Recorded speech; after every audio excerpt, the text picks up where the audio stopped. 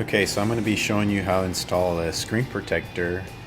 I have just purchased a new iPad mini, the 5th generation, and so I did some research through Amazon and found this is one of the good ones that were rated.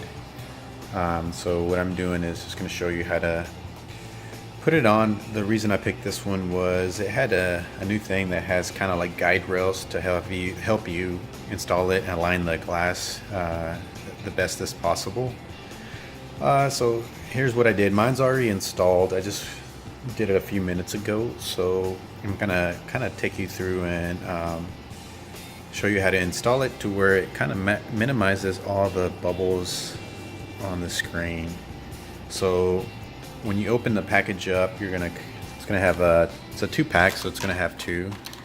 It's also gonna come with this green pin that's gonna be your guide, and then of course the 2 screen protectors. So one of the things I did first is I did a little bit of a setup. I put a fan just to kind of help blow away dust. I'm not really sure if it works as well.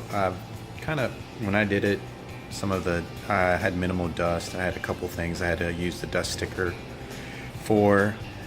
Some other people do other things. I kind of like to have the fan just kind of blow air so it doesn't it minimizes just dust settling near the screen. So one of the first things I did is I cleaned it. I used a couple cleaning cloths that I have with my own spray, usually my glasses cleaner. To me it helps a little bit better to get a good clean.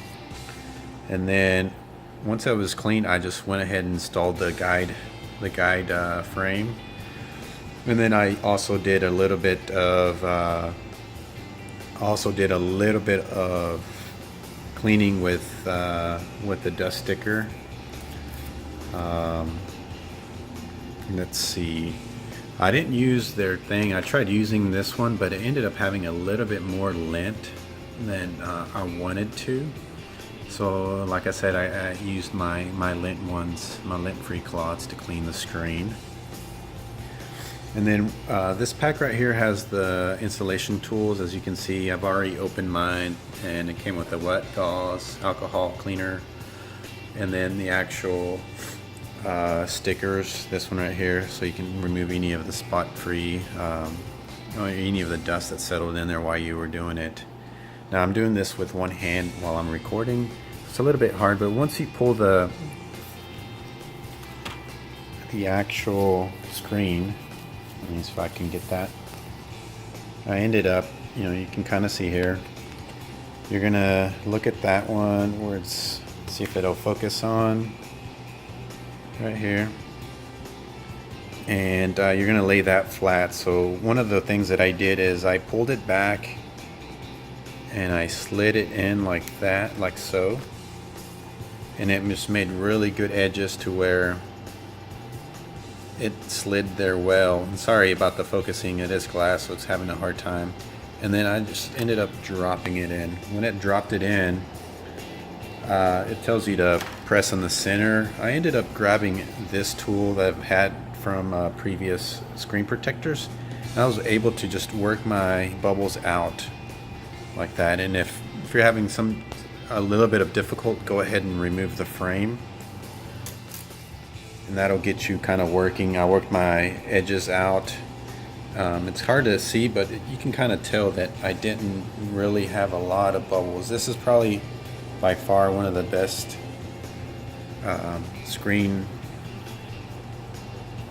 protectors with the tools that I've used. To me it was very simple. As you can see, there's a smudge. That's just a fingerprint smudge, but I had minimal air bubbles. I have two screen protectors, so I'm gonna see how it works. I'm not sure about the durability, but it looks good so far.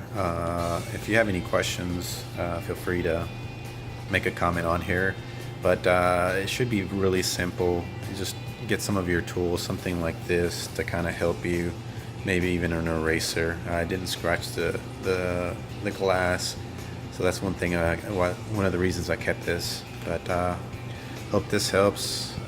Hopefully I can come back and see how do a rating on durability, but other than that, instructions are in here.